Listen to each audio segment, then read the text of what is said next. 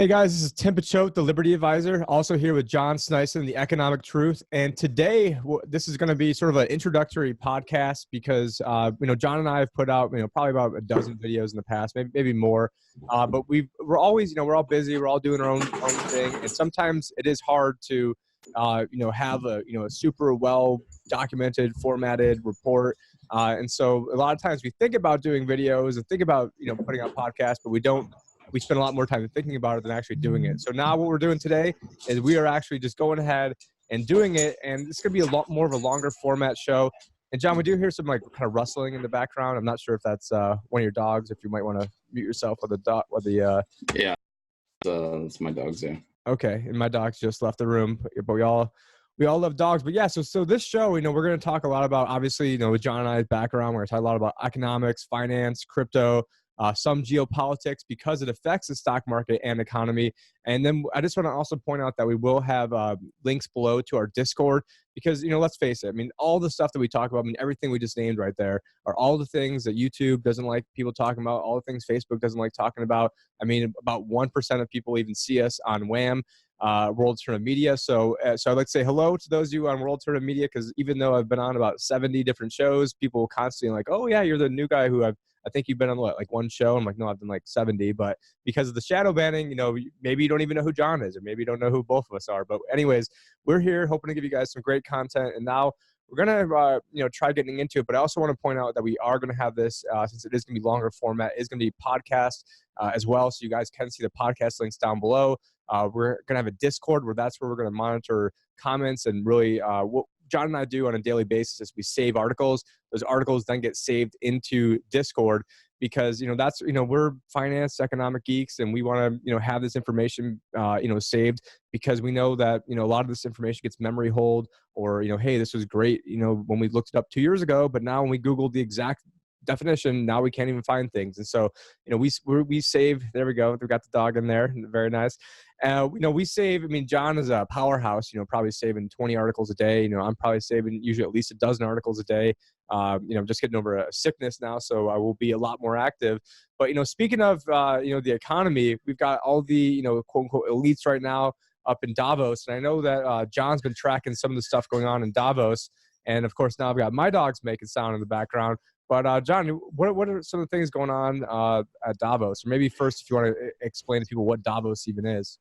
Yeah, well, Davos is a forum where all the elites, central bankers, all the corporations, finance ministers, it's like kind of a mini form of, what would you call it, like a Jackson Hole.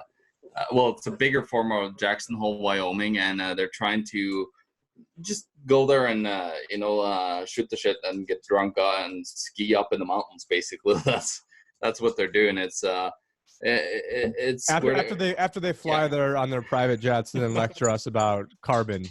Oh, of course, yeah, and then that's the big thing here. It's like all of them are flying in on private jets, of course, and you got of course Greta is up there at Davos right now complaining, about everybody using too much carbon, and then everybody's like, oh yeah, that's right, but we're flying in on private jets, so we have we literally charter a plane for our whole nation full of elites and politicians, and then we actually go and drink and spend all of the country's money up there, which with all the taxes that you see as taxation is theft.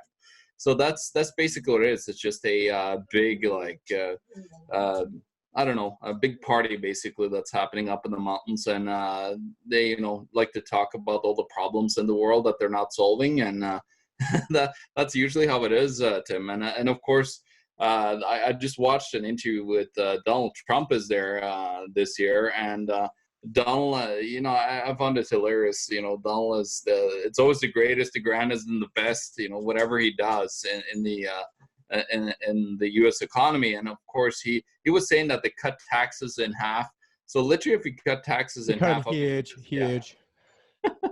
So if you cut taxes in half, there would be very little taxes being paid right now in the United States, and that's that's not really true, is it, Tim? No, And then of he course, absolutely did not cut taxes in half. And one of the reasons I started doing a podcast is so that way I could like remember things that I did a long time ago and wouldn't have to constantly keep drumming this stuff back up. But when he first proposed the very first tax proposal that they came out with was amazing. And it was all geared towards, kind of either like the real small business owner. Because, I mean, they define small business owner as like, under $200 million of revenue. I mean, they don't define it as like the guy making 200,000, which even most people think that person's super rich, when really at the end of the day, even that business is micro, tiny. And so the first one was amazing. I did a whole podcast on it, was just, jumping for joy on that. And then what they came out with was basically a corporate cash grab. But what really pisses me off about this whole thing is that, I think I saw an article the other day yesterday where Trump said, somebody asked about the budget and he goes, who the hell cares about the budget? We're going to have a country. And so, first off, you have to ask yourself, what does having a country even mean? I mean, if anything, it's like USA Inc. corporation. But the thing is, he did cut taxes, and my taxes did go down. The increased standard deductions, that's nice. But a lot of this cash grab went to the big Fortune 500 companies that hate him, and then they allowed them to then buy back their own stock.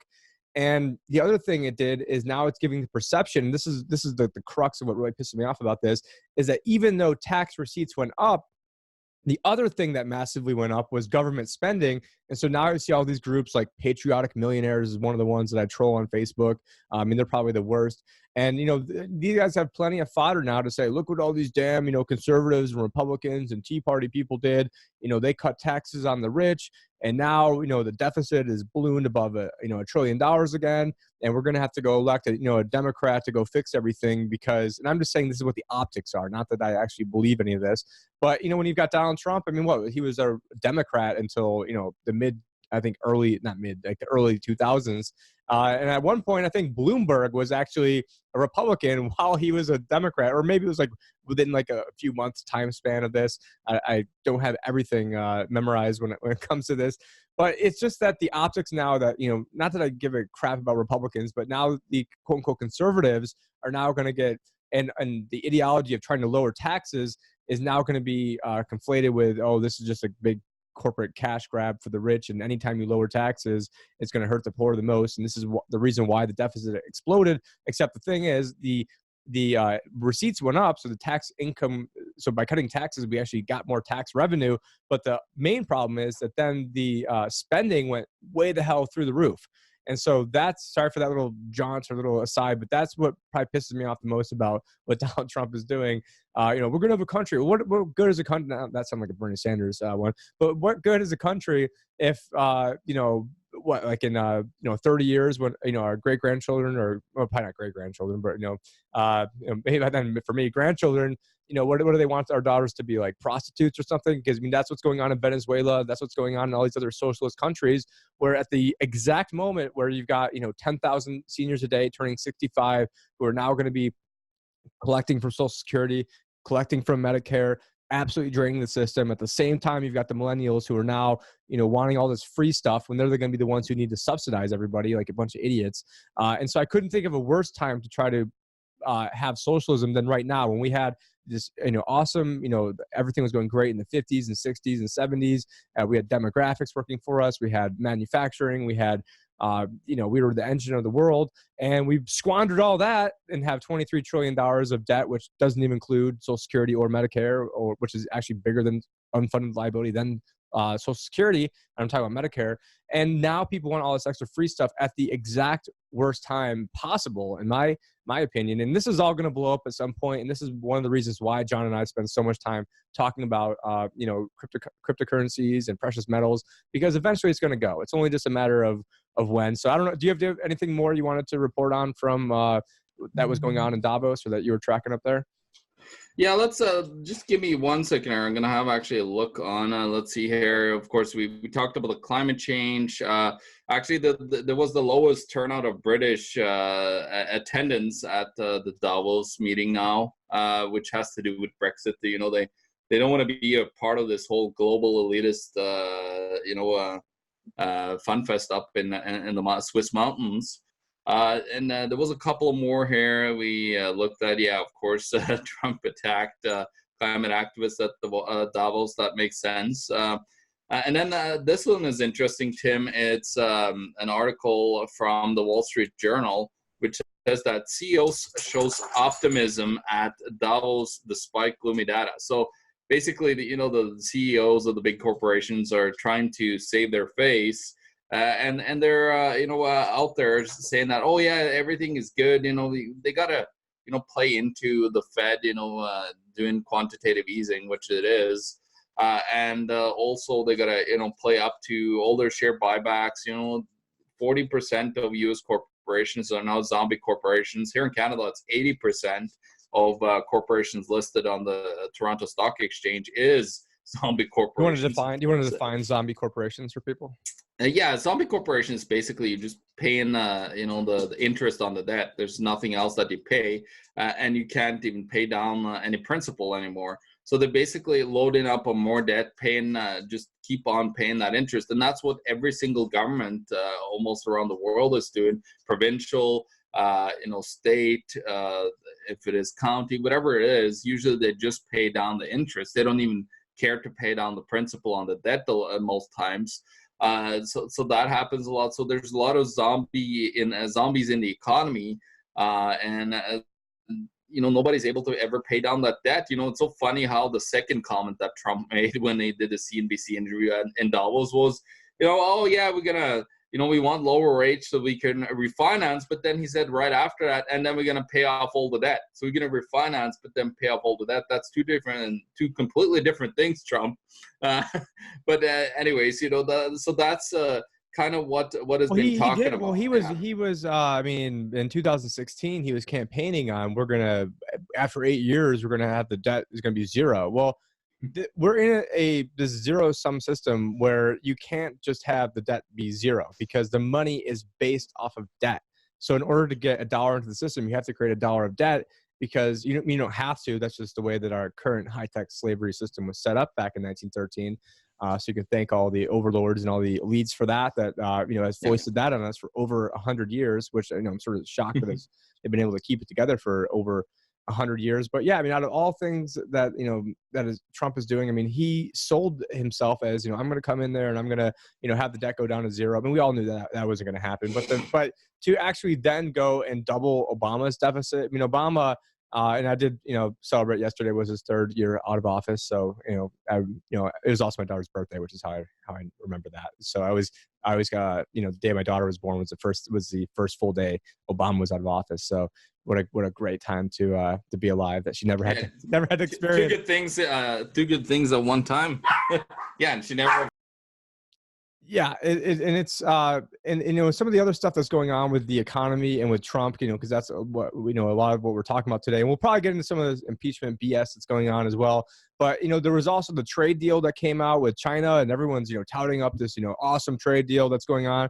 Well, the thing is, there's basically no teeth at all to this trade deal, and if there's no teeth and there's no real repercussions, then it's not really a deal. And I think there was something along the lines of, if a complaining party makes a complaint to the party that's being complained to and they can't agree, then the complaining party can basically unilaterally just get rid of the agreement and go on their own separate ways. So it's like if I'm like, oh, hey, you're not living up to your end of the bargain, and you're like, well, I'm living up to the end of the bargain. You're like, well, no, you're not. And then you don't have a deal anymore. I mean, that's essentially what the teeth of this whole thing comes down to. I mean, there's like absolutely, they're going to buy a whole bunch of, agricultural exports. So great. It's going to make, things that keep Americans alive cost more, like food, and maybe some energy stuff as well. But there's no way you can just force a country to go buy, this amount of goods. And, and then I guess also kind of skipping around, Trump and Mnuchin, the Treasury Secretary, they did float the idea prior to coming into office of having 50 and 100-year bonds.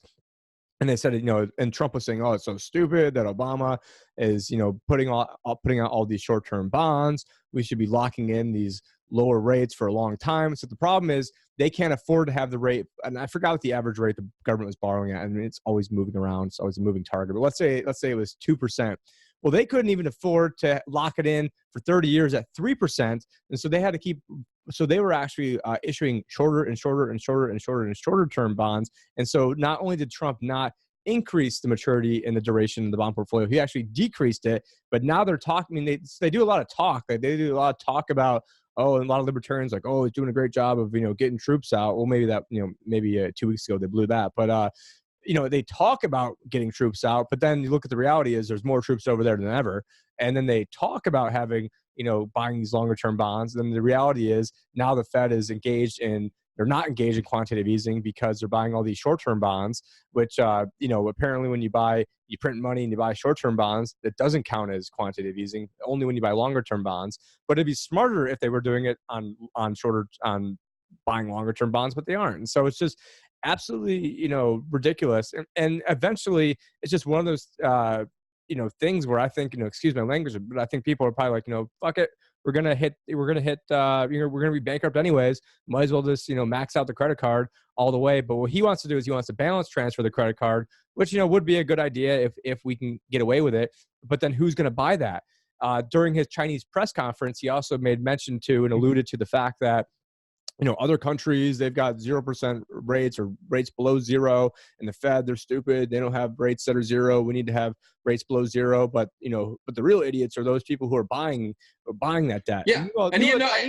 Chinese are there. And they're the ones that you need to have them buy the debt, you idiot. And now here you are saying like how stupid it would be to buy the debt while your biggest, creditor, well, it's actually the biggest creditor is actually the Fed, but for a sovereign. 100%. Actually, Tim, there was an article that was floating around, I think, for about a month or so ago that I talked about, I think, in a Josh video on World Alternative Media. But it was actually stating, I think, since September, it said, and this was in December, it said that since September, the Fed had bought 90% of all the treasuries issued by the U.S. government. So there you go. Basically, it's nobody is stupid enough to buy all this new debt.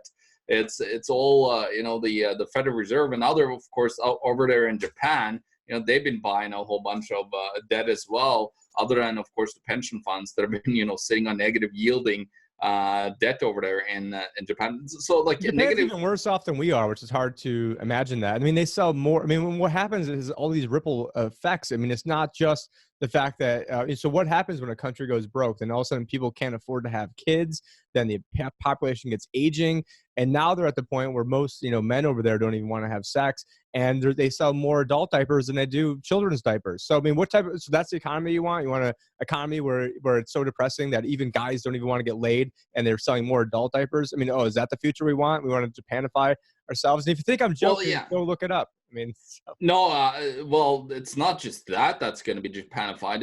It's exactly what their monetary policy has been over, ever since the 80s when they had their peak and their massive bubble. And then, of course, they had the demographic cliff on top of that where people are aging, as you said. So there's been, no money coming in to fuel the debt bubble that you need in order to keep the fractional reserve banking system over there in Japan going. So what ended up happening is that the Central Bank of Japan, the Bank of Japan, has been buying assets, and not just we're not talking about just Japanese yen bonds. We're talking about a wide array of other things, including real estate, including stocks, including exchange-traded funds, among others. And I believe there's one or two more if you go and look at the balance sheet of Bank of Japan. But that's what they've been doing. And that's, Tim, you're muted, by the way. That's what we're seeing. And if we actually look at that, and I actually wrote an article almost 3 years ago now where I said that the Fed will own everything then nothing. And that's what we're heading towards because, Ben Bernanke in 2002, in his Fed governor, he wasn't a governor yet, but he was in the Fed already. But he did a speech where they said that, we need to look at, what type of assets and expand the amount of and type of assets that we're buying as, the central bank. And that's where we're heading because who's going to, look at the ETF crisis over in Japan, because that's what's coming here. All these passive funds that, everybody's piling into to follow the, the S&P 500 or whatever it is. When you want to exit out of that, like, do they have all the capital for all the, the actual money that piled into it? Or are they like the ETFs of gold and silver where, there's, 300-400 shares issued per unit of of gold, for example. Is that I think that's where we are at, and that's why Japan owns the Japanese central bank owns 86.11% as of a year ago of the exchange traded funds in Japan.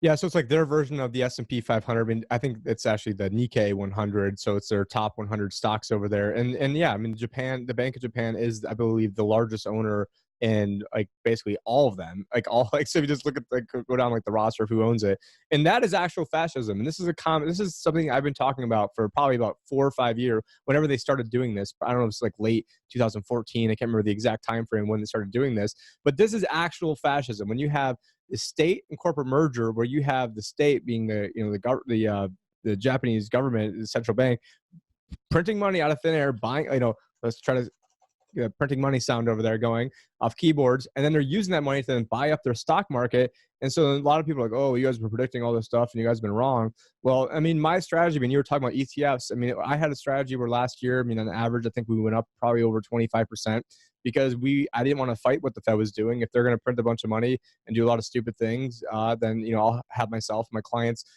get wealthy off the backs of that. But then I also had hedging strategies too, where in case everything collapsed, we would have been, we still would have went down, but not nearly as much as everybody else. And we can quantify that. And it's just an extra step that almost nobody does when it comes to investing. But, a lot of people who are on the sidelines, they've been going broke safely, and we made about 25% last year. When everything collapsed late 2018, we were down just a few percent. I mean, low single digits. I mean, even people that got it right before at the worst time possible, we're only down low single digits. And that was someone that's 100% invested with us in the stock market without having hardly any money on the cash to sidelines. But it just distorts everything. It distorts, people's perceptions of things. And now you've got, the Dow is, sitting, I don't know what it is right this second, but I mean, it's probably over 29,000, barring any, major crash. I think it was like 29.2 yesterday, last time I looked at it. So, I mean, we're approaching 30,000, but we're doing it off the backs of, first off, I mean, the Dow is just a dumb thing to even follow to begin with, and if people realize like how they actually track the Dow, I mean, it's, you have the S&P 500, which is, I believe they call it a market weighted, and I didn't have this in my notes to talk about, but it's a market weighted price index. So let's say Apple is 2% of the index, and Apple moves 2%, and that move would be 2% of the entire index. Whereas now, let's say you have one stock that trades at $100 and one stock that trades at $1, and they both go up $1. Well, in the Dow, they would both be reflected as going up $1, whereas in the S&P, one would have doubled in price and one would have only gone up 1%. And so there's a big difference between doubling in price and going up 1%.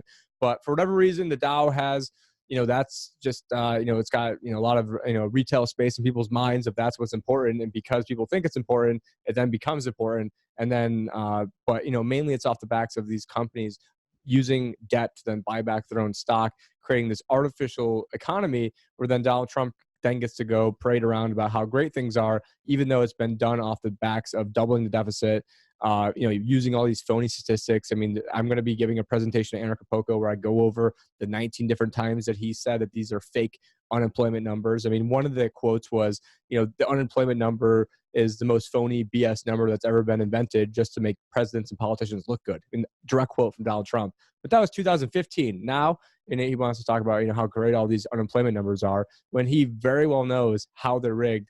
And so, I mean, at one point he said that the rate was 42% in 2016. So it's gone from 42 down to 3.9. And, even if he was 100% off and it was 21. So it's gone from 21 down to 3.9. And now we're supposed to believe this government stat because it's your swamp creatures putting it out this time. I mean, it's just kind of craziness. But I don't know if you've been paying attention to any of this impeachment stuff going on at all, or any of the. I tried to avoid it actually, because it's just like, it's more of like an annoyance, like listening to politicians bullshit each other.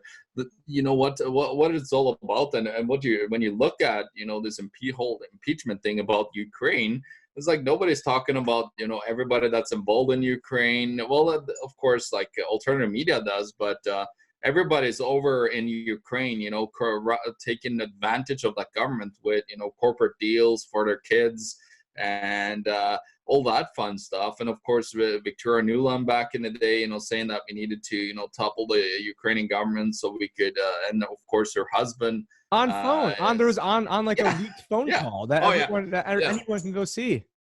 Yeah, and the thing is too is that her husband is working for Monsanto as one of the top guys at Monsanto, which of course wanted to get in to Ukraine Ukraine being like because a breadbasket of. yeah, it's the breadbaskets. That's where, of course, if it wasn't for Ukraine, the Soviet Union would have collapsed a lot earlier, because that was the breadbasket of the Soviet Union, and currently it's a big part of the breadbasket for all of Europe because nobody really wants over there, and this is like Russia and everywhere.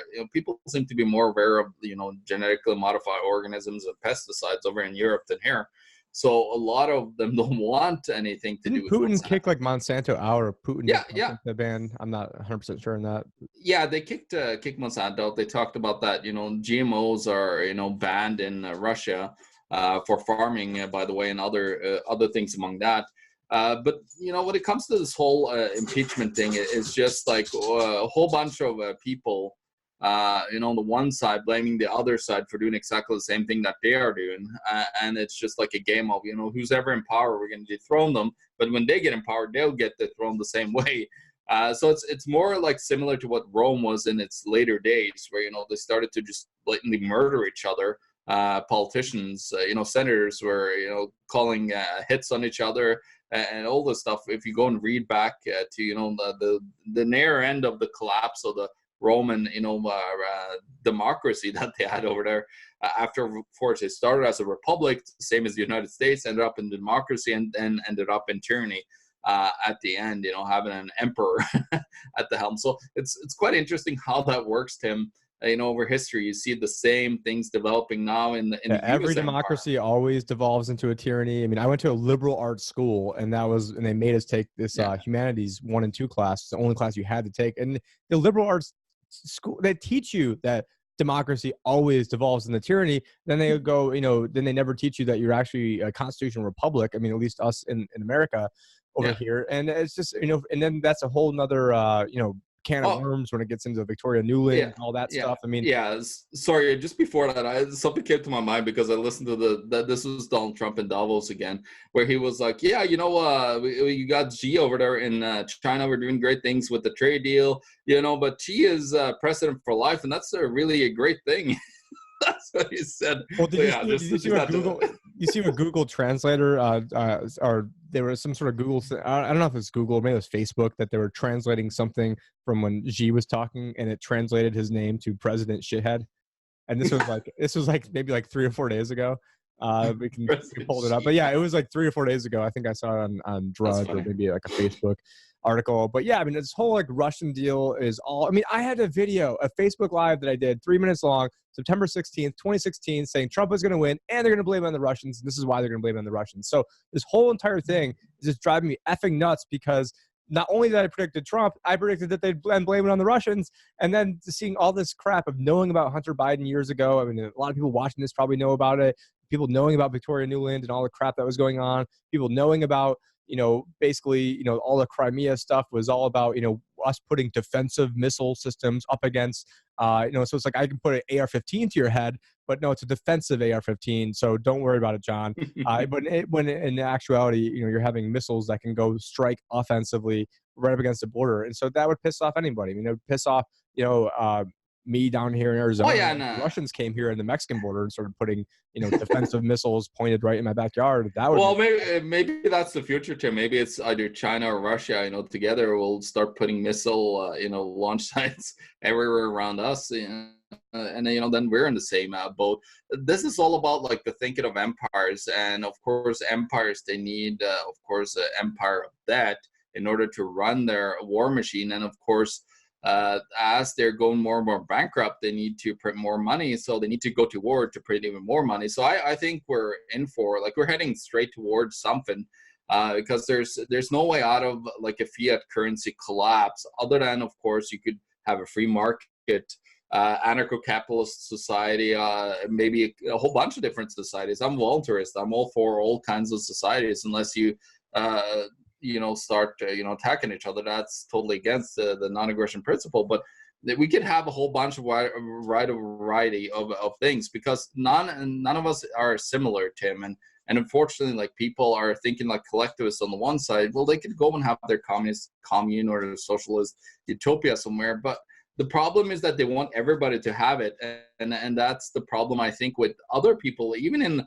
the movement of the anarchist movement or everywhere else. They believe that everybody will, go into anarchy or this thing, and that's why I think voluntarism, and Ernie has been on that forefront for so many decades. Tim is, being that middleman that actually, we're anarcho-capitalists, so we want that, but we're willing to, give people other things in order for them to succeed or they're going to fail in other ways. But the problem here is greed, of course, on a global scale. And it's interesting. I downloaded, I have it in my report where I have a list of all the empires that existed throughout history. And there was like Germany was the last empire, but I actually added onto that list, I added the United States, because they're the definition of an empire, with occupying several countries around the world, military bases in almost every single country around the world. So that's definition of an empire. And of course, I had to add them in there.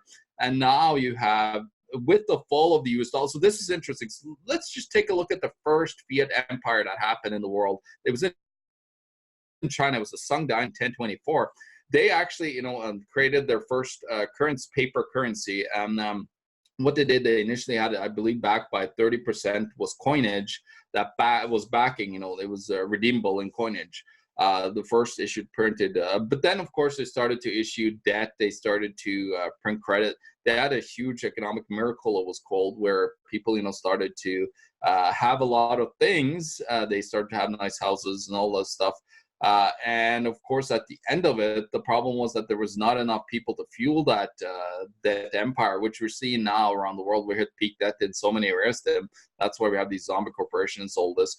But they reached that peak debt in their economy. Then, of course, the other nations saw that they were getting weak, so they started to push on them. And of course, the Song Dynasty started to just print tremendous amount of money, build up military, and then they started a big war with the Mongols at the time. And this was around probably like we're looking at the 1115s or something like that. And so what happened was that the Mongols came in and attacked them because they were weak, because it was falling currency. The currency was weak. They were just printed into oblivion. It was worth nothing. But then the problem is that new empire came in, then it divided into old empire. The old empire continued on with a new currency, paper currency that failed, about 70 years later. And then the new dynasty, the Qin dynasty, which was the Mongols, they actually didn't know about this paper currency, but they actually took all the whatever you call it, central bankers or whatever, and they took those people and they had them implement the same stupid system. And then of course they committed the same mistake, both of those two separate empires over there in China. But that's what you're seeing in the United States now with all these policies that been pushing debt over to record levels. We have debt at record lows. They've never even been this low, and we are so struggling because we're not willing to actually let the system fail. We're gonna just they're not low enough. They need to be much lower. They need to be they need to be historically negative. They need to pay us to be borrowing money. That's just only fair. And of course, I've got an Alec Baldwin ad at the top of yeah, but hey, Tim, when you have a whole bunch of nuclear weapons out there, it's easier to get people to, buy a shitty investment and get, lose money on their investment if you have a whole bunch of weapons turned against someone. Yeah, and what this whole analogy you've done with all these empires is that this impeachment right now really is, the ultimate fiddling while Rome burns. We've got all these problems 100%. Going on, and it's like, and I was watching. I can only take like about 2 minutes of this at a time before it just makes me want to just lose my mind. And so I hear Chuck Schumer up there. That guy is such a gangster, and I mean that in a very bad way. Not like a respect gangster, but anyways, with this guy, he was up there, a couple of years ago, 3 years ago, saying, with Trump, taking on the intelligence agencies, I think he said 6 ways to Sunday, but the real saying is 7 ways to Sunday to get back at you. And then I see him up there, and this is absolutely an intelligence coup against Donald Trump. And we spend a lot of our time talking crap against Donald Trump, but I will also admit that this is an absolute coup against him. And so for me, then I look at all these, limp dick Republicans who, what they should do is they should have a trial that lasts, months and months and months, and get out all the discovery. Okay, you want to find out what happened? Let's really find out what happened. Let's get Hunter Biden up there. Let's go get Nancy Pelosi's son, who's also involved in this. Let's go get John Kerry's son, who's involved in this. I forgot one of the other I think Chuck Schumer has a relative that's involved in this deal as well. And let's start bringing out everybody. Let's start talking about Victoria Nuland. Let's start going way back in all this shit. And then let's go just burn this whole thing down. But the Republicans can't do this because they know that they have corruption on their side. They know that their hand's been caught in the cookie jar too, and so they can't really go after him. So they just want to let the Democrats just run roughshod over him the entire time. And really, the Democrats' plan this entire time has been, we're just going to put him on the defense the whole time, so that way he can't get anything done. And so Trump then, it's 3 years later, we still have Obamacare. Thanks, John McCain. Fuck you. Go rot in hell.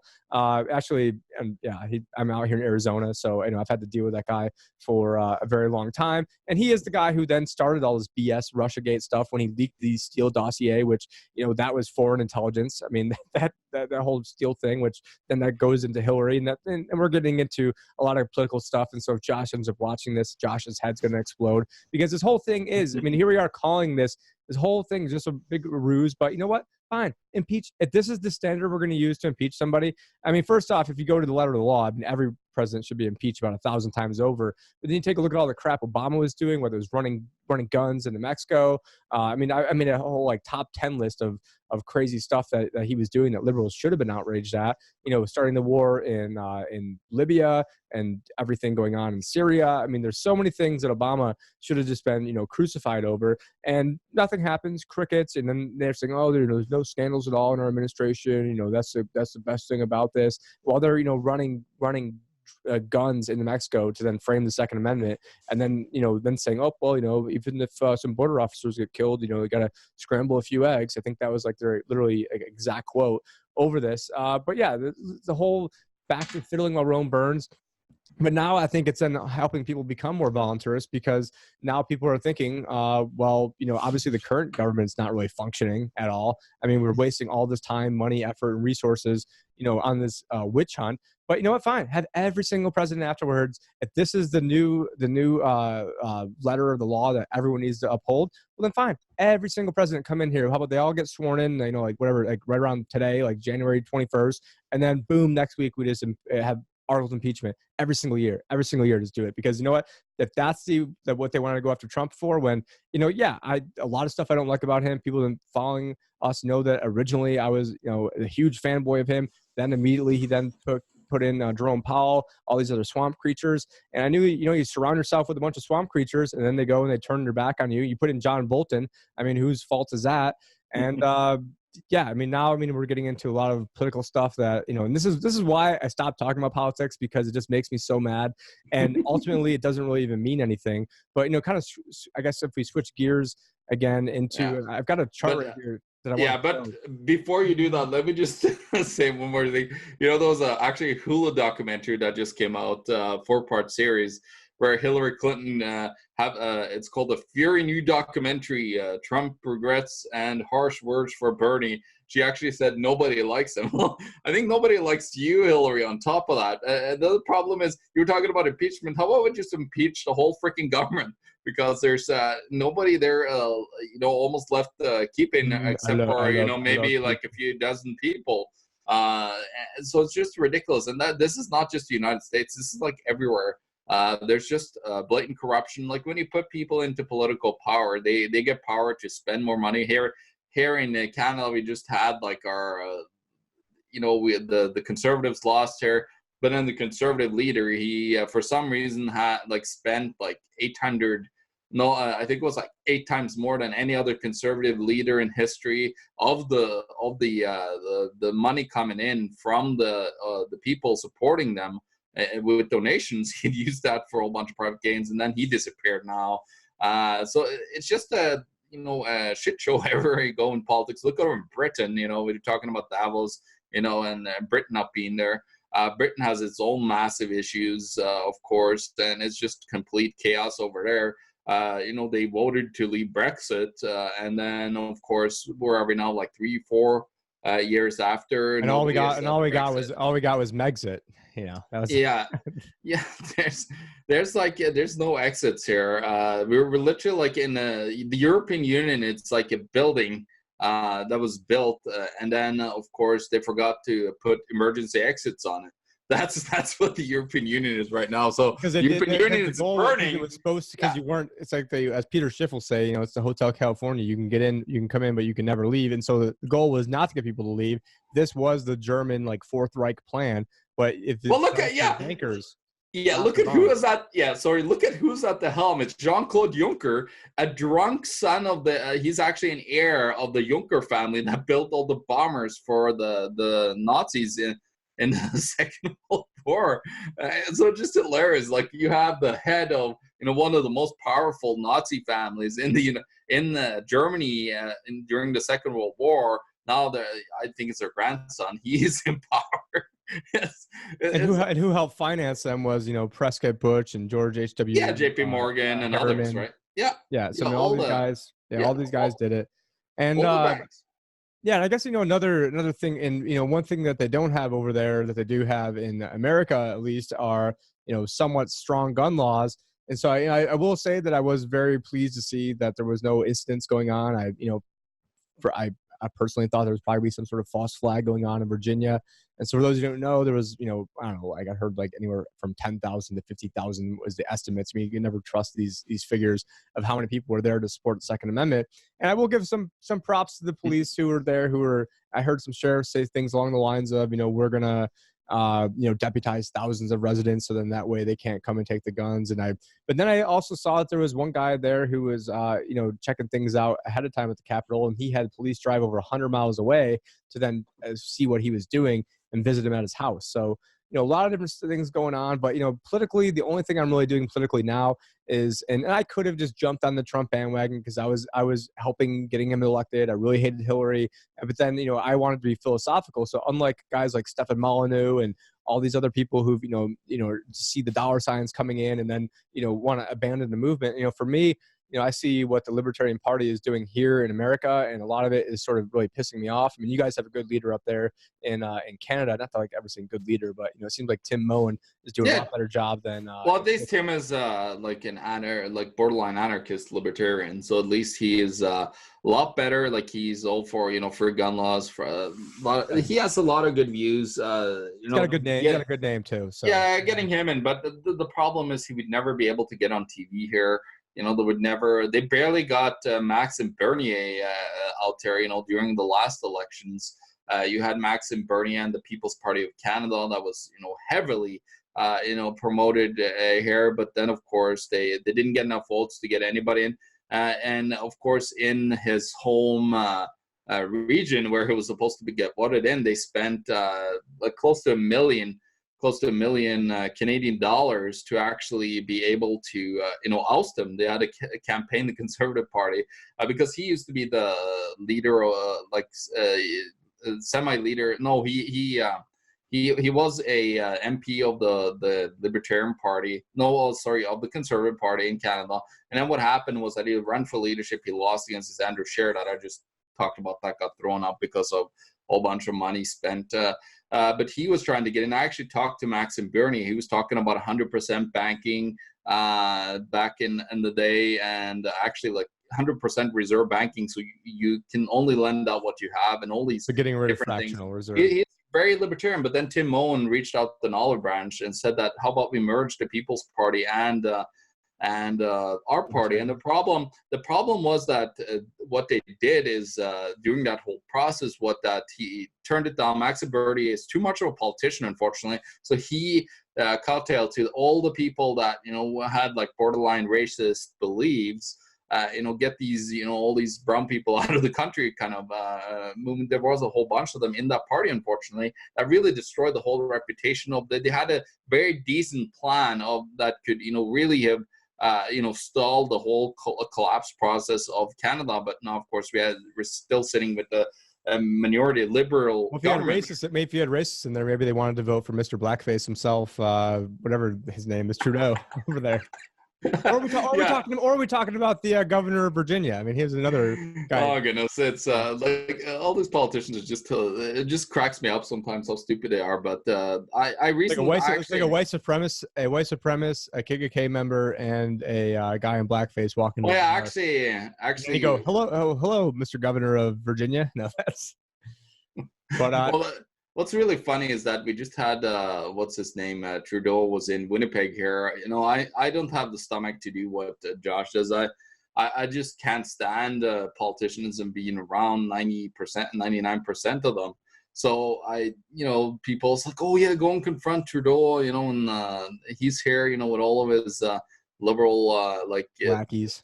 yeah, lackeys. So, but again, he was just here to tout more. They're actually like our local government said that, oh yeah, we're gonna do more to actually have some input on increasing. They're gonna actually put in a carbon tax there now because they actually have a carbon tax on gas already from the federal government, but they want to put in provincial carbon tax as well to make it easier for people here in Manitoba. They're saying, but it's pretty hilarious how you have a liberal government. No, we actually had NDP, which is borderline communist, here for 16 years, and then you turn around and now you have like socialism light, I call it, the conservatives. So it's very frustrating in politics. There's nothing being done. Nobody wants to deal with the big issues that are pensions are bankrupt. There's nowhere out of paying off any debt. Well, do you guys have the same thing going on with with our Libertarian Party over here? I hate using these words like our, but we've got don't use we. So like guys like Nick Sarwark who are running things over here, and unfortunately, they want to kowtow to all the leftists. They want to kowtow to kind of like the Bernie Bros type people to bring them into the party. And then when it comes to actual libertarians, they want to basically say that we're racist, or guys like Tom Woods or white supremacists and all these other people who are actually doing things. And so Nick has pissed me off so much that now I'm gonna go down Saturday to the Arizona State Libertarian Party.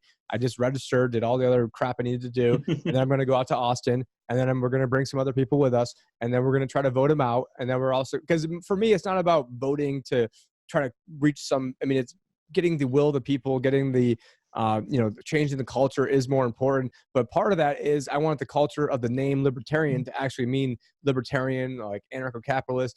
Push that version of libertarianism, not this like leftist, like you got to bake the cake. Oh, well, the Federal Reserve is, it's not my favorite. Well, libertarian socialist. When did that make sense in history? Oh, and the thing is, they want to kowtow and bring those people in while saying people like me and you and actual libertarians that we're the bad guys, that we can't be there. And so for me, that's the problem with democracy, right there, isn't it? For me, it's not about getting involved with the Libertarian Party. Is not about thinking that we're gonna win an election and that the world's going to change tomorrow. It's about trying to take over, reclaim what the word libertarian means, because none of these words mean anything. Conservative, that doesn't mean anything. Liberal, well, liberals are basically authoritarians that are anything but liberal. So these are all fake names. And so for me, I just want to kind of reclaim that name. And I think we've been going on for probably more than an hour right now. And I think, well, let's just kind of touch on some crypto stuff. And then talk a little bit about the repo, what's happening over there in the repo markets and all that. Now that could be like an entire like hour-long show talking about the repo. But repo let's try to make it like a 5 to 10 minute segment at the end here, so we can get an update on what's going on. I'm gonna take the over bet that this is probably gonna go over 5 minutes. So for those of you, but we'll keep it at 5. We'll see if John can do 5 minutes. Not that I'm any better at rambling and talking. Please. Well, yeah. So where do you want to start? Do you want to start on cryptos, or should we go into? Let's do the repo, because then that's like a perfect segue into like why we need crypto. But I know Josh was talking about an article yesterday where it showed 90 billion was lent in yesterday to cover. I think there was like a 2-week maturity one that was maturing, and I don't know. Did you see that? I have I'll tell you exactly what it might be wrong. That article. And the other thing that's going on is they're monetizing the debt. Where there was, and I'm going to talk about this at Anarchapulco, so you guys can do promo code WHAM. So all of us will be over there at Anarchapulco throughout the whole week. You guys can come say, hey, what's up? Talk to us. We won't bite. But yeah, during this presentation, I'm going to get into where it shows the QSIP numbers. So that's where you can track the bond, or the note in this case, and where it shows the Treasury issued it to the big banks. Then it settles, and the day it settles, it then goes from the big banks back into the Fed, not back into the Fed, but first time going into the Fed. And so it's the Fed monetizing its own debt, which Osama Ben Bernanke, that's what I call Ben Bernanke, said explicitly that this was not going to happen back in 2009 and 10. And this real quick before I let John go on, because this is the chart I was going to show before. So right now what we're showing on screen is this is market value of household holdings of equities, aka stocks, versus consumer spending. So it should be, as consumer spending is going up, you should see stocks going up. What you're seeing is, consumer spending is, maybe going up at like a 45-degree angle, barely, it's rising. But then right around 2010, this is, when QE1, the TARP and all this other stuff is starting to go on. So late 2009, 2010, all of a sudden you see a gigantic divergence from stocks and consumer spending, meaning, and the reason for this is because a lot of this money from the Federal Reserve is going into the stock market to buy up these assets. But if you're Neil Kashikari, and Josh and I did a video on this the other day, he's calling us QE conspiracist, and there's no correlation between Fed money printing and the stock market, which, that's laughable. But anyway, sorry, John, I've already burned up 3 of the 5 minutes. So what do you got on the repo? Yeah, you literally like trying to jinx me, or you said that, this will take longer, and then you burned up my time. What is it all about? I like when Ernest Hancock is like, let me summarize this. I'm like, you're gonna summarize it? You're the most long-winded person I know. Okay. Yeah, it's really funny. But anyway, so let's take a look at these charts that we got going here. What's interesting is, like, when you take a look here, let me share my screen here right now. Let's just go to share my screen right now so everybody can see. And this is all being done in live time, and these eventually will be live. So, Josh will go and he'll dub it in over, but John and I don't really have the time to do that. Okay, yeah, here we go. Okay. We can see the infogram right now. Yeah, so this is actually my report that I'm putting out for $14 right away. I'm just having a couple of bigwigs looking at it and giving me some feedback on it right before I make it public. But here you can see this is the actual Federal Reserve balance sheet. So you can clearly see that, something happened here. This is down in September, of course. It's about 3.7 trillion if yeah, those you were listening. And then now we're up here. It doesn't look like, here we go. This is the last actual number, and this is from the 15th of January. The Fed's balance sheet fell down just slightly here. Let's see if we can actually get the data. It's hard when here we go. So it was down at 4.149 trillion dollars, the balance sheet, and then you can see it actually jumped up again, which is still up like 500 billion over the past 4 months. So let's just put that out there too. Oh yeah, of course. Like from the bottom, it's up about 500 something. And they told us that this was going to go down to zero. That the balance sheet was going to be, first it said 2 trillion, then they started saying it was going to be down to zero. This is like a 600-pound person lost 10 pounds and then had to immediately go back, eating 20 hamburgers a day because they couldn't take it. And this is like what's going on right now with the Fed. Sorry, I burned it more time. No, no problem. No, so what you're seeing right now is this balance sheet is, bouncing a little bit up and down, but it's the trend is upwards. And this is from the 8th. You saw it was 4.149 trillion. So it actually jumped up 20 trillion, but then it was a little bit further up again. So it's jumping a little bit up and down. It hasn't increased as much actually as it was lately. But what is interesting about this is if you go and look at the overnight repo operations, that was supposed to be done when I think it was November. They were supposed to be done with this, but you can see that it's continued. But what is interesting here, Tim, if you can see the chart here, you see the red is treasuries. So you see actually like treasuries are not used as collateral as much anymore. So whoever is now asking for help, and you can see the trend is quite upwards. Mortgage-backed securities, because people will be listening to this on a podcast as well. So I just want to be able to make sure that people who are listening to this know. Yeah. But we see mortgage-backed securities now are taking up a much bigger percentage, which then is keeping the mortgage interest rates low, which is perfect because my wife only gave me 2 years to rent, and we're now coming up to those 2 years. So I've got to now buy a house at one of the worst times possible, unless the Fed keeps printing money, and then who the heck knows. But anyways, thank you, Fed, for making my next mortgage payment be much lower than it otherwise would have. But then again, that is then making the house price more than it should, because in a free market, the interest rate going up would then collapse the home prices, which would still probably have about the same net effect. But Yeah, actually, there was two articles that I had posted for our podcast today, which was one says that we're sitting on a $35 trillion bubble in real estate, and then another one, no, $35 billion real bubble in real estate, and there was another one that was saying that let me just pull it up here quickly before I forget it, But what because makes this a is difference, but what makes it interesting though, is if the bubble is in the dollar, you could actually then have the dollar value of this going up. And then I just want to also point out again that we will be posting all these articles on Discord. John has got just like a massive amount of show notes here, probably of like, I don't know, 20, 30 articles. We're probably between both of us posting about 20 articles a day that we think are pertinent. And we're going to do more hanging out there, because let's face it, we don't want to be building up YouTube. We don't want to be building up Facebook. I had a following of over 32,000 people within 3 months on Facebook. Boom. I've got less today than I did 3 years ago. And then at Wham, we've been stuck at 136 for probably like 3 or 4 months now, because none of our videos get shown to anybody. And just one last thing is I did see that you had a message coming in from a Victoria on LinkedIn. So maybe it was Victoria Newland who was like, hey, you're going to be next. We're going to Victoria Newland. Yeah. I don't know. You're friends with everybody on LinkedIn, so who knows? Knowing you, actually, we talked about Neil Kashkari. Yeah, you're friends with Neil Kashkari on LinkedIn, aren't you? I know because you're actually a hidden Jesuit that's trying to mislead the liberty movement. No, that's exactly what I am, Tim. It's you caught me there, right-handed. No, this is sorry. I was having issues here because my Zoom was in the way of clicking on the tabs here. But here, let's pull up this article that I really wanted to talk about quickly before we continue with the Repo update. America just had its best month for new home constructions in 20 years. So there you go, Tim. It's now that the interest rates are low, everybody's starting to finally pile back into real estate again in the United States, and it's time for another real estate bubble on top of all the other bubbles. Yeah, because that's actually when we started building a house, was in December too. So I guess I helped add to that stat, helping ringing the bell at the top. But again, it's not because I want to; it's because everybody has a wife that are hounding them to buy them a nice house, Tim. That's what's going on here, and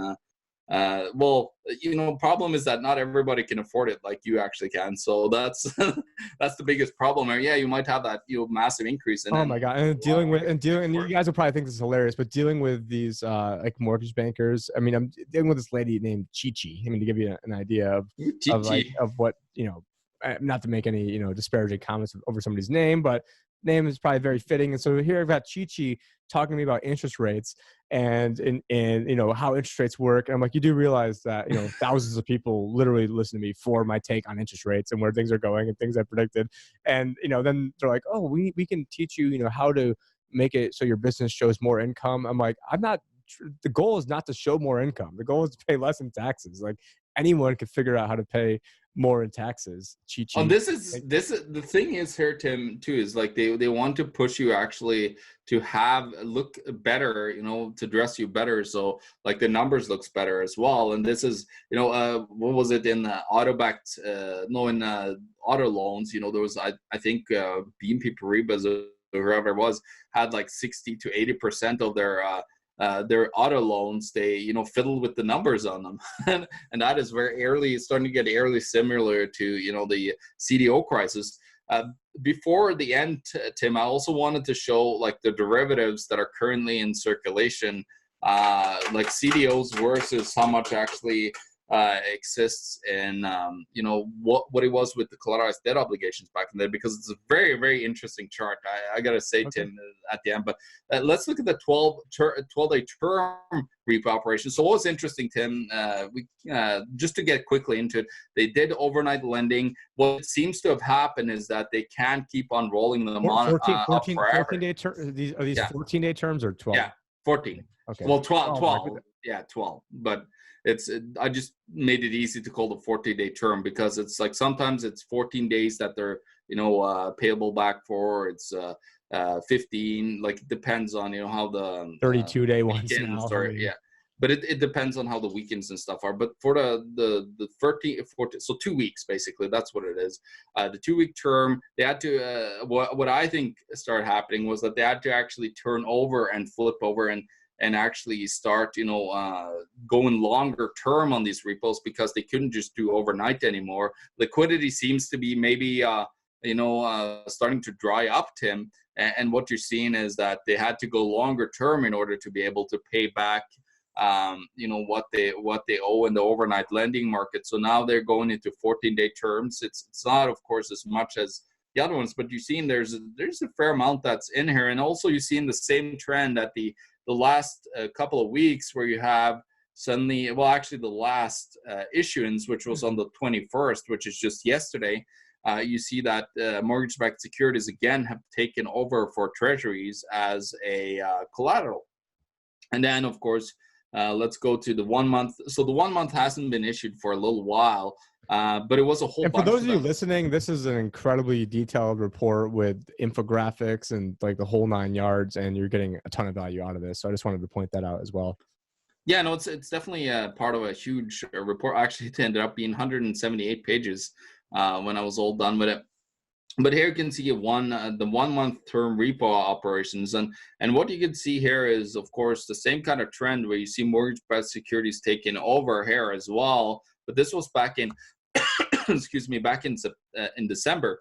So you can see that most of the 1 month, term operations, the extension of debt here was done back in December, and now it's we're past that, so we haven't seen that being rolled over. What might have happened with this debt, Tim, all these treasuries and securities, I think, with the outright purchases that they're doing through their quantitative easing program on the other side of repo, I think they've been buying these. And if I can actually quickly show that here, let's go to the website. I'm just going to find the right one. So this is Treasury securities operations. So this is how they buy. This is beside, the repo operations.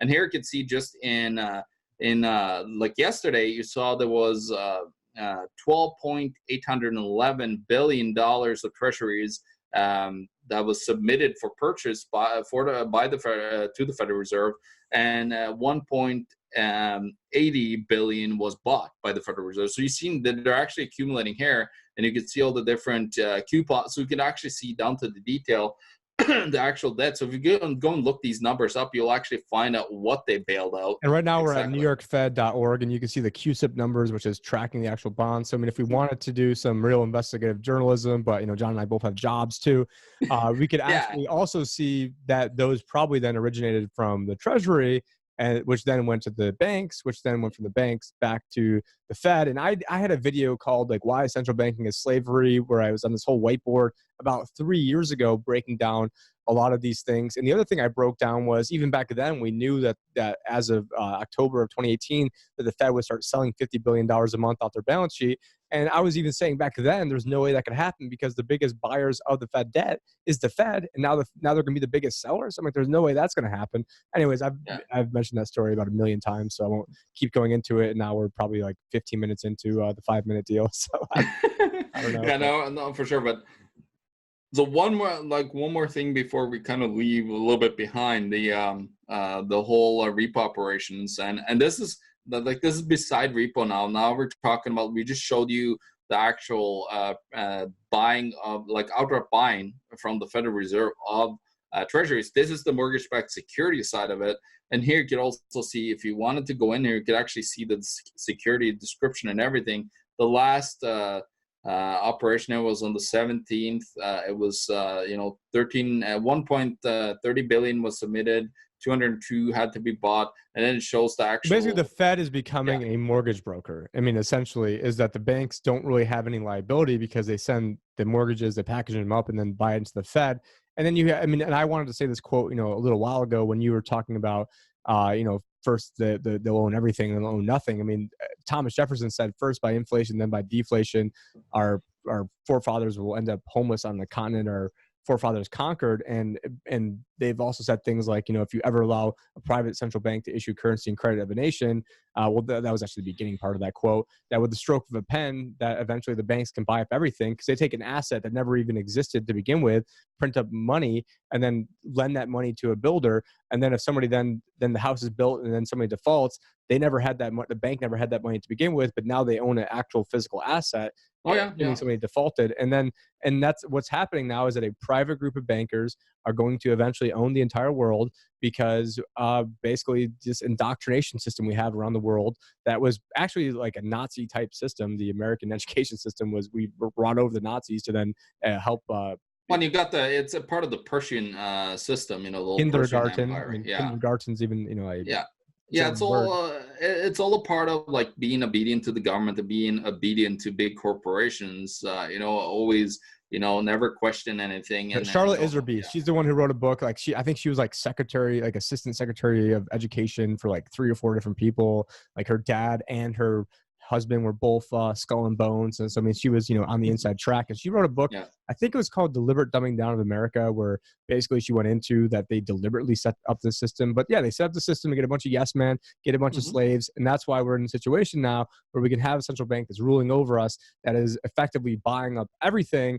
And it's like if the banker monopoly just keeps putting $1,000 on the board every 5 minutes. Well, now people are going to bid up the prices of Boardwalk and Park Place, not because they're worth more, but because the money is actually worth less because there's more money on the board.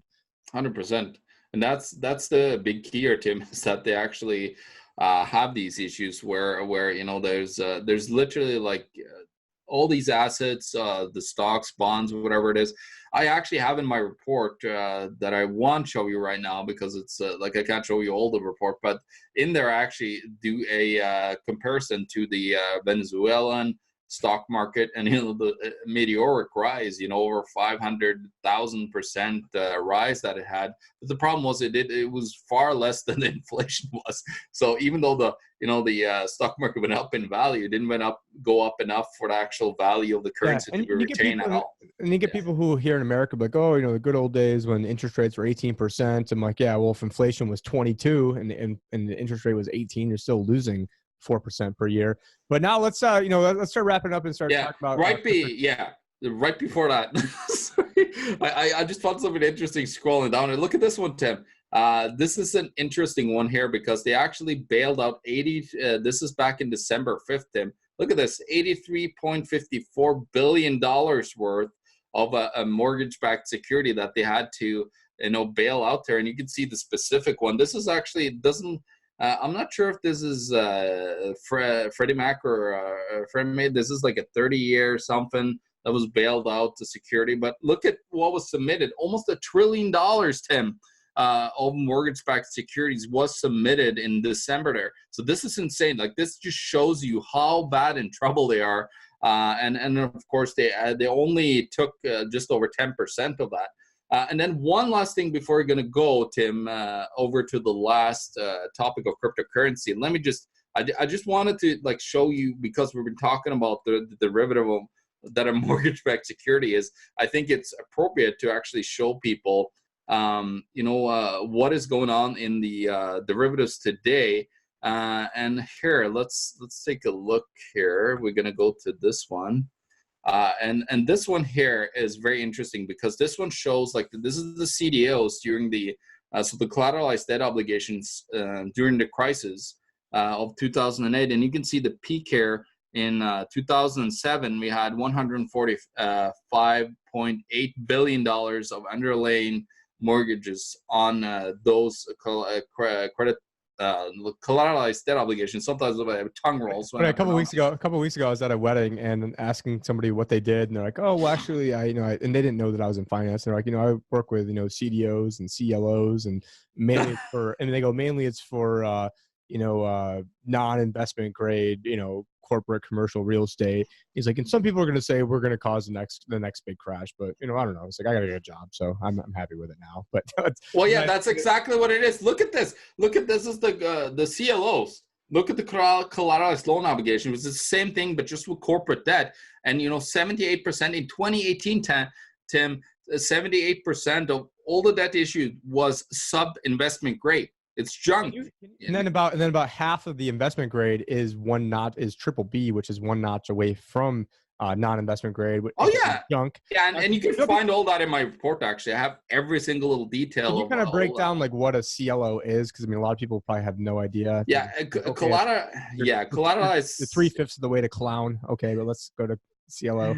Yeah, let's go up here. So collateralized loan obligations is very similar actually to what a what a credit default and the collateralized debt obligation was. And now the people at home are like, well, then what the fuck is a CDO? This is a credit default obligation then. Because if they don't know what that is, then they don't know how to describe what the CLO is. Well, actually, to search this up in really great detail and super easy to find, I think one of the best explanations I ever gotten was with a guy called Stephen Kendall. We did an actual whole thing where me and him, we went into collateralized debt obligations, mortgage-backed securities, and how they put this all together. Because what they do is they take different types of debt. So you can see the senior secured loans, unsecured subordinated debt, and equity. And they have these different pools and different types of collateralized loan obligations. What they do with them is they take a whole bunch of these loans, they pull them and they put them into what's called a special purpose vehicle or a special purpose entity. It's a lot of times it's an offshore corporation that the banks can offload bad debt into. And so that's what they do. So they offload all the bad debt into these vehicles. They tranche these vehicles. They put a whole bunch of them with, one of these vehicles could have 100 to 1,000 different loans in them. And when you say special purpose vehicle, it makes me think of like the what is it? The new Elon Musk Cybertruck is like what it makes me think of for some reason when you're saying that. Yeah, no, it's basically it's basically just a whole bunch of loans just put together, and then they have different tranches. So, but what's interesting is they're supposed to have more AAA rated tranches. But the problem is like what I've seen in Canada on the mortgage-backed security side is that they take it. They had, for example, Home Capital Group collapsed. They had to be bailed out $13 billion. Their home lender here in Canada.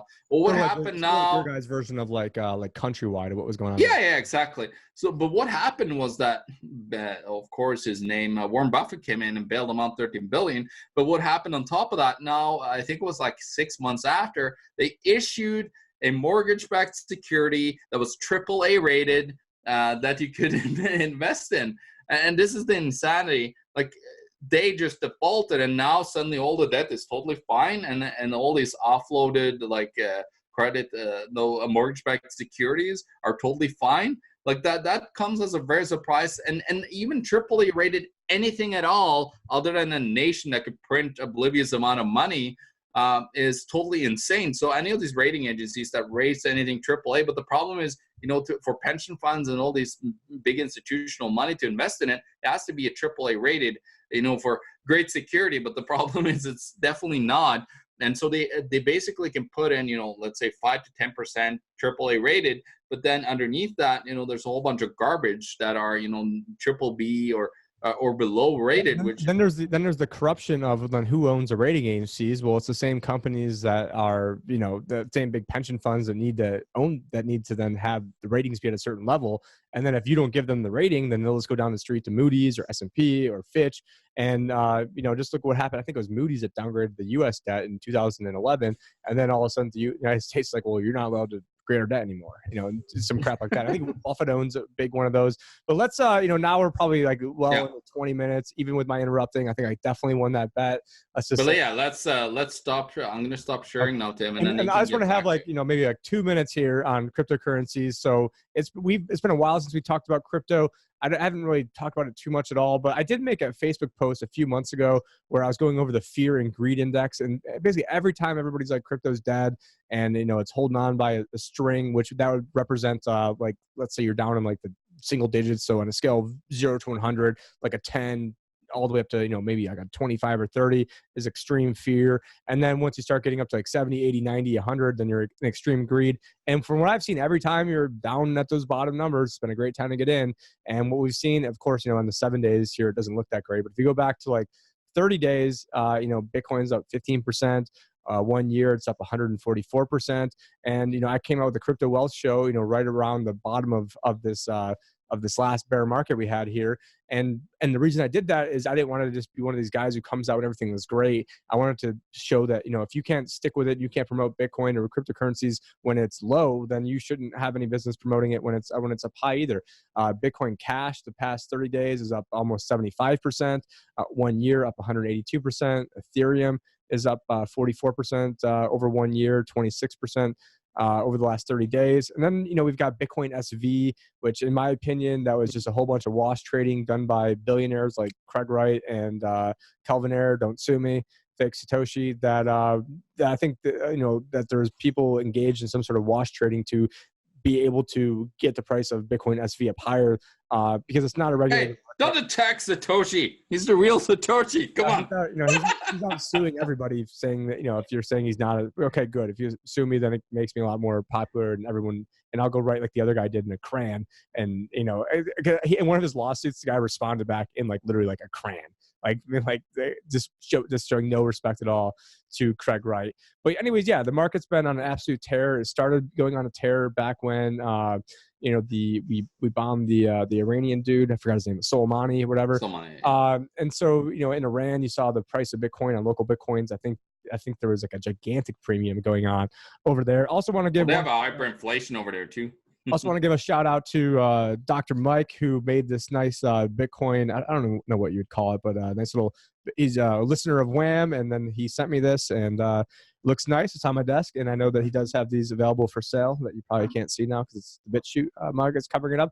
But anyways, no, I appreciate that. So if you guys do want to send us gifts, it's something we do accept. So but yeah, I mean, I am long term very bullish on cryptocurrencies because I know that the central bank plan is to print a bunch of money.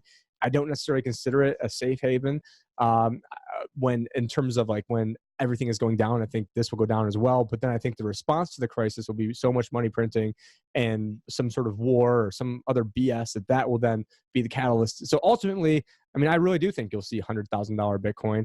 But don't get mad at me if you can't handle it going down to 1,000, then don't be in it. So, you've been warned right now that if you don't have your big boy pants on or your cisgendered, non-binary, neutral pants on, then don't be in it. I mean, because it's a very dangerous market.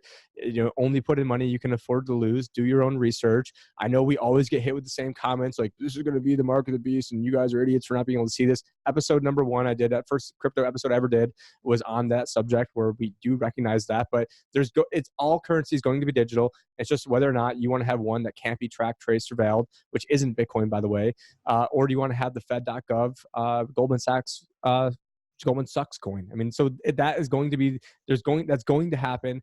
There's articles every day you can see about different central banks looking into this. I think I saw one yesterday that showed there's 5 or 6 central banks that are all coordinating on some sort of central bank coin, which will probably model somewhat after the Libra. It's just the Libra got too big for their non-binary. Yeah, it was actually Canada tried to do Ripple. I remember we were talking about the Jasper project. Yeah, Jasper, and then you had the central bank of Singapore having Project Uniper. So they tried to do it. I talked to actually one of the head developers at Payments Canada, which is just a sub organization of the Bank of Canada. He said that they actually have stopped looking at Ripple, but they have something called real-time transfer now.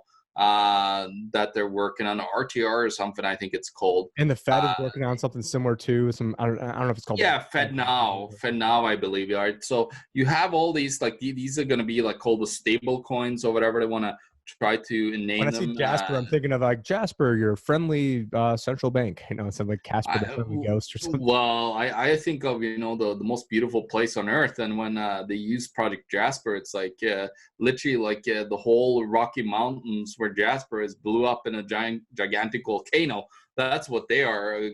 Making Jasper sound like, which is a beautiful natural pearl here in Canada. Speaking of volcanoes, that's where all the basic climate change is going on, and CO2 is from the volcanoes. Just spit out a little bit. Yeah, just spit out a little bit of CO2 every time they erupt. Yeah, but anyways, we really appreciate everyone who's been watching, listening. This will be available on podcasts, especially on Wham. This is not the typical video that you're used to, where it's just a report. This is John and I, shooting the breeze and lots of different things. Didn't have, a lot of this necessarily planned out of what we're going to talk about, but we will hope to do more of these in the future. Some of these might not make it onto YouTube, so we'll do more kind of informal ones on our Discord in the future. It's been a really tough month with me, traveling and then getting sick and then having to recover from getting sick, of catching back up at work and all the other crap that goes on with life. So, please, hit up, subscribe to us on the podcast. Also, obviously, subscribe to us if you're watching this on World Alternative Media. We've got the Discord links down below. And that's just a way where it's going to be harder for us to get shadow banned. We're trying to create some community there. And also, I mean, if you're going to be trolling us on Discord, at least you've got to do some work to do it. Whereas on YouTube, it doesn't, anyone can just make comments and try to be mean or something. But, I know we're going to get comments that this is too long and get down to the point. But, this is not, we've got plenty of report format shows. About 99% of them are report format shows. So go watch one of those if you don't like these. But, some people will like these. This one's probably a lot longer than what they normally will be. They'll probably be closer to like an hour, I'm guessing. This one's probably closer to 2 hours. I don't know. I don't have a watch on right now.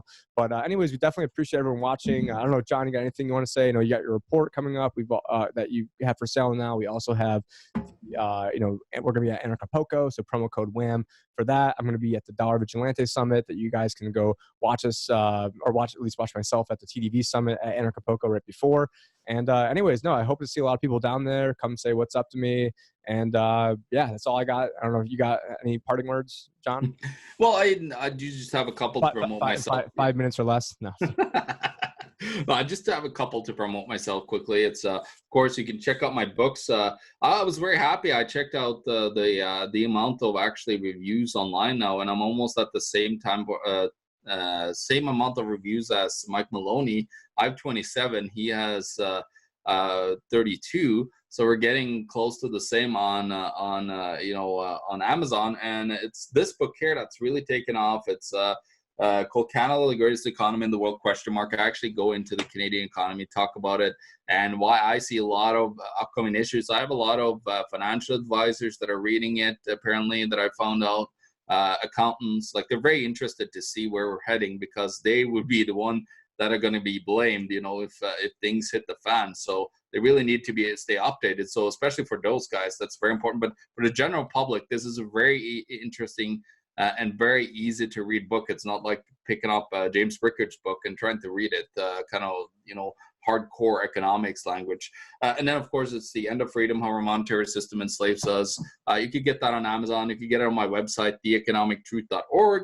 And then within the next week or so, I'll be launching my global investment risk report of 2020, where I go into everything basically in the world economy, from all types of assets, from forex to crypto, to precious metals, to commodities, to stocks, bonds, and housing, real estate. I basically almost touch upon everything in there. It's I couldn't accommodate everything in every country because that'd be ridiculous. We're just going to call it Joe Biden. We're just going to call it Joe Biden because you're just going to touch everything. Oh God, Joe Biden report. That's terrible.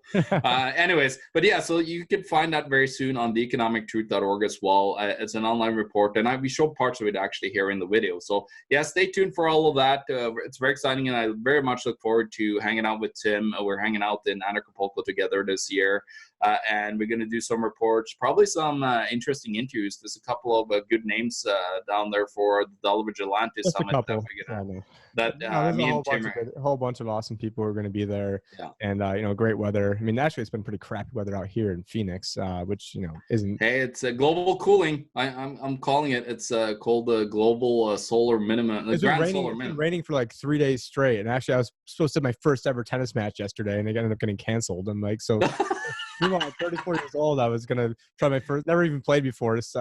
What is Phoenix turning into?